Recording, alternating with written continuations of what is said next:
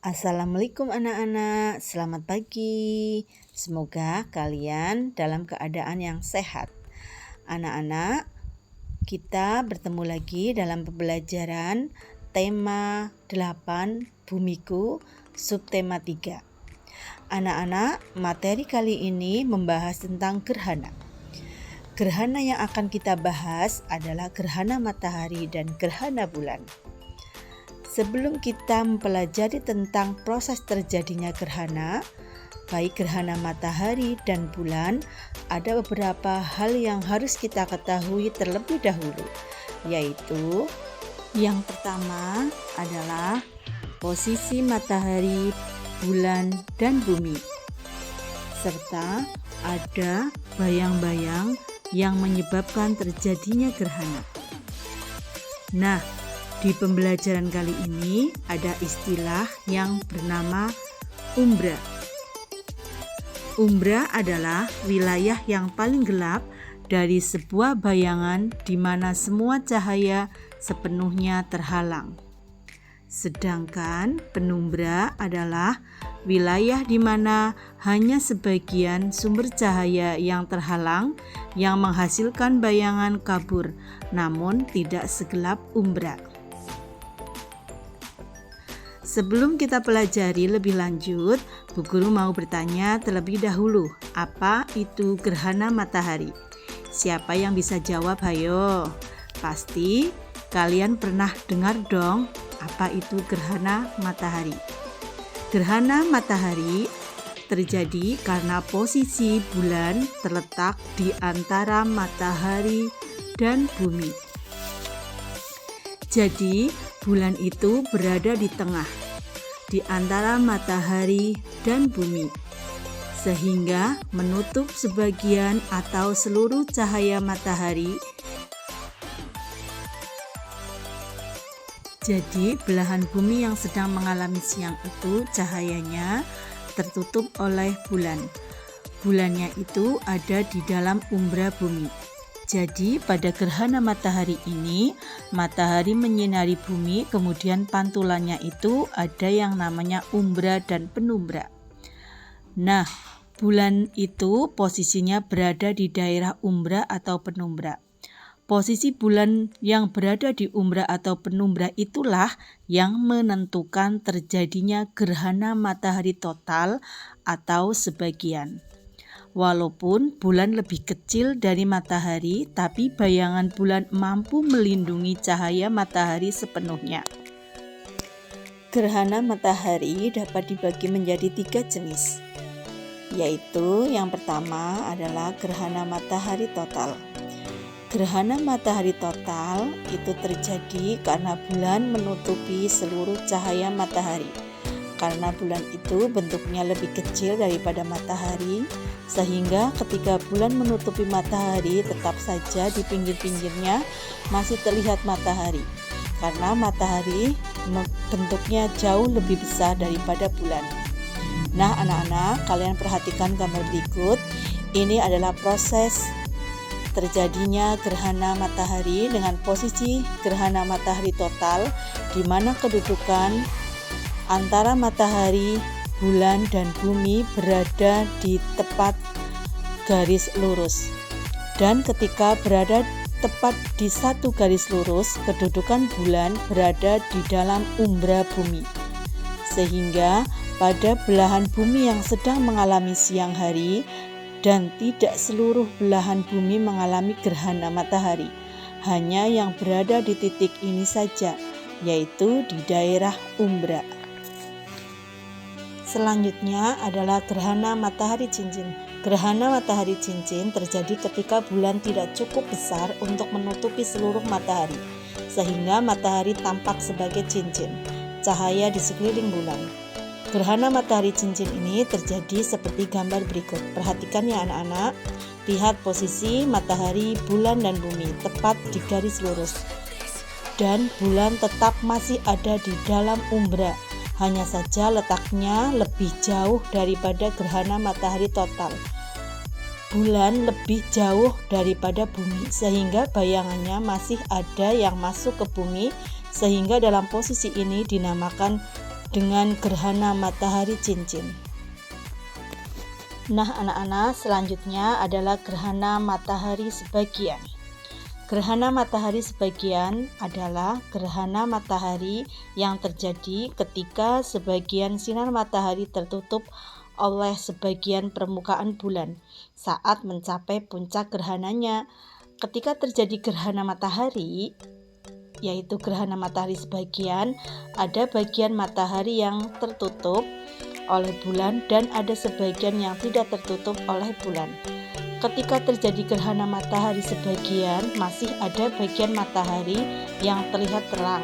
Nah, gerhana matahari sebagian ini merupakan fase awal sebelum terjadinya gerhana. Dan biasanya waktunya akan lebih lama daripada gerhana matahari total. Bentuk gerhana matahari sebagian ini menyerupai bentuk sabit yang besar. Lihatlah pada proses gerhana matahari sebagian ini. Sinar matahari yang tidak tertutup secara 100% sehingga masih terdapat bagian sinar matahari yang tidak tertutupi bayangan bulan. Nah, oleh karena itu, proses gerhana matahari seperti ini dinamakan dengan gerhana matahari sebagian. Gerhana matahari sebagian dapat terjadi ketika posisi planet bumi terletak di wilayah bayangan penumbra bumi. Gerhana matahari tidak berlangsung melebihi dari 7 menit 40 detik. Ketika gerhana matahari berlangsung, orang dilarang melihat ke arah matahari dengan mata telanjang. Kenapa? Karena hal ini dapat merusak mata secara permanen dan dapat mengakibatkan kebutaan. Kemudian bagaimana kita dapat mengamati gerhana matahari tanpa merusak mata kita?